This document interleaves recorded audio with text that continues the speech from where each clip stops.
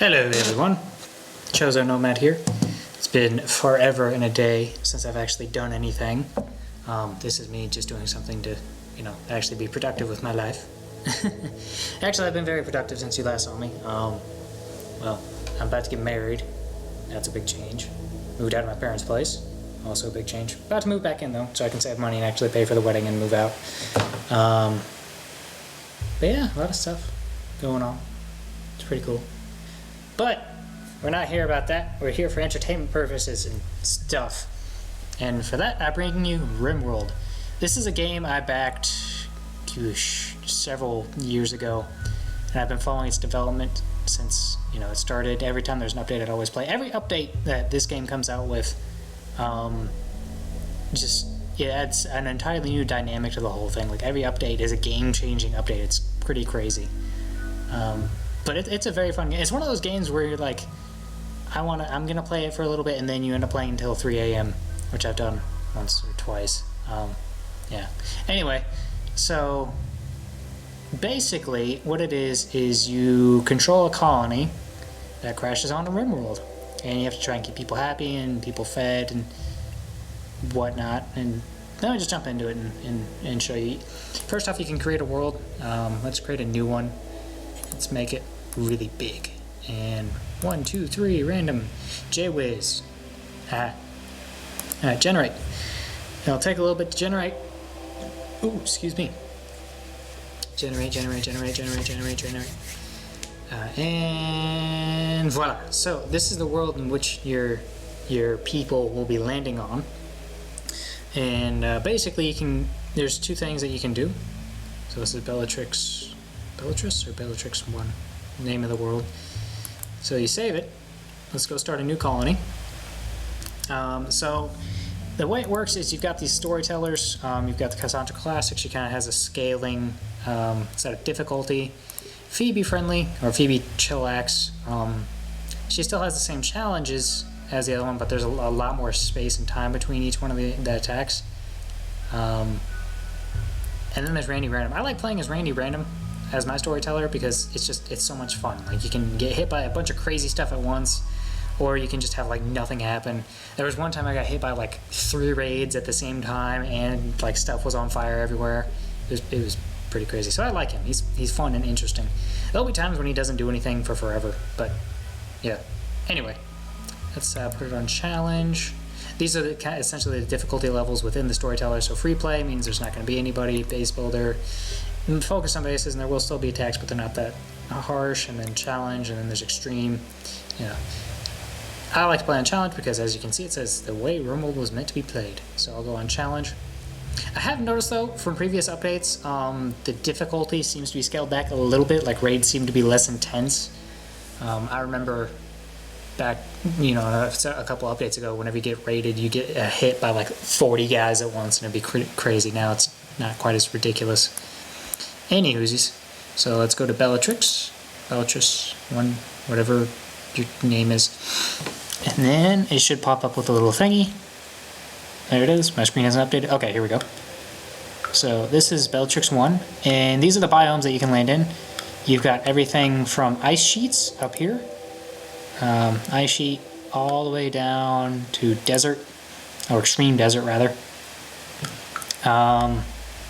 Each location has kind of its own unique challenges and whatnot. Like ice sheets, obviously there's nothing but ice, and then extreme desert, there's nothing but sand, and you got jungle, temperate forest, air shrubland, boreal forest, tundra, and then ice sheets, of course. I like to play in boreal forests or tundra simply because it makes storing food a lot easier, because food, when it freezes, you don't have to worry about it spoiling. And obviously these places are cold pretty much all the time. So here, let's go with a random site though. Let's make this interesting. 1, 2, 3. Alright, where did I land? Oh, boreal forest. Okay, I guess that's a sign. Where was it specifically that I landed though? You should see a little white square box. So, there I am. Okay. Oh, cool. I'm like right in the middle of this neat little mountain range. Next to a friendly colony. This doesn't really do anything if you're this close, but just kind of Or was I here? I can't remember. It just kind of shows you, hey, there's other colonies on this planet. So the lore of the game, a little quick recap, is that faster than light travel never exists. It's not possible. And humanity is just kind of slowly scattered itself throughout the entire galaxy. So you have different people, different races, different techs. Like you have some people who have super high-tech power armor from, really advanced places called glitter worlds, which are, think far sci-fi. And then you have all the way to medieval, all the way to like tribal, and then, current tech. That's just a hodgepodge of stuff. Let's go to advance. Let's go to Ludinitsis, whatever that is. Really big. Let's enable permadeath. The reason I'm enabling permadeath is because I usually play without it. Because I save scum like a little wuss, and if there's a fight that doesn't go the way I want it to, I'll reload my save. But permadeath, again, it's the way it's supposed to be played. So we'll go with that. Let's close this. I like big maps, simply because there's more resources, and I just like bigger maps. They're more interesting. And let's go here. All right, so these are your people that will crash with you, and you can kind of. You can't pick their stats, but you can kind of favor it towards one way or the other. Like this guy, I would not want to start with this guy because he's got a bad back, he's frail, and he's in his 70s. He can do good research and good crafting, but other than that, he's kind of useless. Because each one of these is important, like shooting obviously affects shooting, melee, of course, melee, social. That primarily affects like when you trade with people and whenever you have prisoners, how you treat them, animals, how you handle animals, medicine, of course, cooking, construction, growing, whenever you grow crops. Also affects how effectively they can retrieve the crops once the crops are done growing, because if the skill's too low, they can lose the crop, which is never good. Mining, self-explanatory, artistic. Artistic, it's oddly, it's important, but not critical, because you want art to be put up around your colony, because people like, your colonists like it. They're like, oh, yay, this is all pretty, and they get a good mood bonus. So if you ever catch somebody who has good art, you can keep them, kind of dedicate them to making pieces of art. Crafting, research, self-explanatory. I don't like him. Hard worker, nervous. I might skip past this part because this can get kind of boring. I'm trying to keep these clips closer to 15 minutes. So let's see, prostophile means he likes, steadfast is always nice, because they don't go nuts quite as often. He's not particularly good at anything, but he's not really incapable of doing anything, which is nice. Let's see, green thumb, that's good. Psychically sensitive, chemical interest, not too bad. Oh, and these people are the same age, so they might develop a relationship. That would be nice. And let's see, this guy. This is a pretty good start. I might at some point start putting subscriber names in here. Might, emphasis on that. Got that from a few other YouTubers that I watch that have done this series, so I'm definitely stealing that from them. But yeah, so looks like we got a good set of stats here, and let's get started.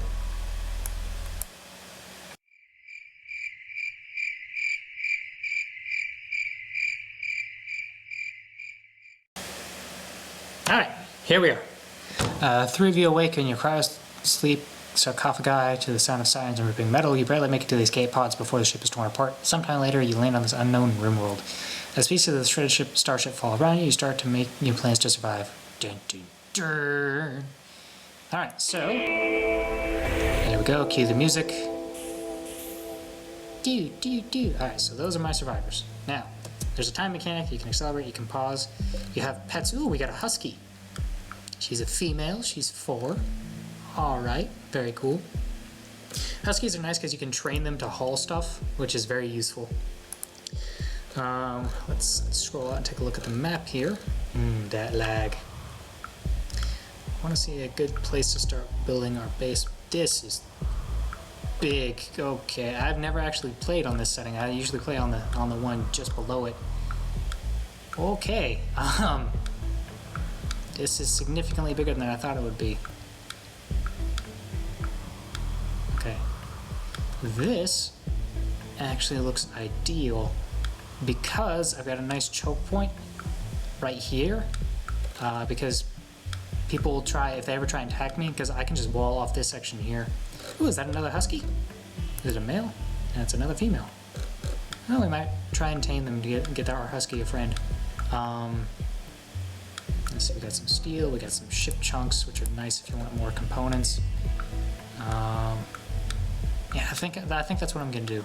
Over here is perfect, and it's also got little steam geyser here for when you have research, and one of the things you can research is geothermal power, which is a huge benefit because it's sustained power. Because you have the other types of power. I'll get to that later. But yeah, I think that looks like an ideal spot right here. That seems pretty good. If I want to expand, I can expand this way, and if I want to make it like a 2-cell deal, like I can have a little safety bunker built in here. Yeah, I'm liking that. So yeah, let's kind of dip into some gameplay here. First, I want to assign my best shooter the rifle. You suck at shooting, you suck at shooting. Alright, so you're getting the survival rifle. Alright, oh, you're also the best at it. No, we have a melee. Well, you'll get the knife. And you'll get the pistol. Now, you have these things on the ground here, and they're marked as forbidden because your colonists, like once you establish a home zone, if there's stuff outside of, ooh, jade. That's nice, because that's expensive. You could sell that. But yeah, once you establish a home zone, if there's something like way over here, like, ooh, these things, you can raise these, but these are like super wolves. Like they'll nom faces and stuff if you're not careful. But yeah, see this like packaged survival meal?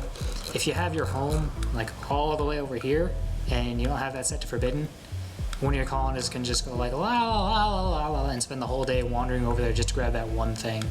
So it's nice to have everything kind of pre-forbidden. But yeah, so we're gonna set up base in here. Let's unforbid some of this stuff because we're going to need it for construction. Like wood we'll definitely need. Unforbid the silver because we use that for trade. Unforbid the meds. Unforbid the food. And unforbid the components because we'll need that as well. And then we're going to go down this way. Where should I start building my house? The husky. Because where you start building it kind of determines how the rest of your base will play out. You'll see like some other people, they like to build into mountains. I like to kind of keep mine out. But okay, so there's going to be a geothermal generator here in the future. So let's try right here seems good. Alright, let's start going. Zone area. You need stockpiles to put stuff. So we'll just kind of stockpile it out in the front here, and then dumping stockpile for stuff like corpses or chunks of rock that you don't really need. And then let's see, orders, structure. Let's use wood. Wood's a fairly renewable resource, and boreal forests have lots of wood. Tundras don't, so we're not going to worry too much about our wood conservation at this point in time. So you need to build a room because your colonists like having places to sleep. Let's put a wood door over here.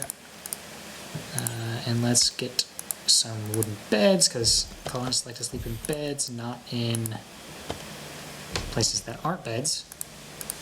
We don't have to worry about heat too much yet because boreal forest, we're in the middle of summer. Temperatures it's okay. So it's, don't got to worry about it. Let's get them to haul these rocks out of the way. Oh, puking. Gotta love that sound. But yeah, so we're starting to build up here. That's all the time I have for this section. I hope you guys found it interesting. I know I didn't get too much into gameplay, but this is gonna be our home right here. And yeah. So this has been Chozo Nomad, and I'll see you guys next time.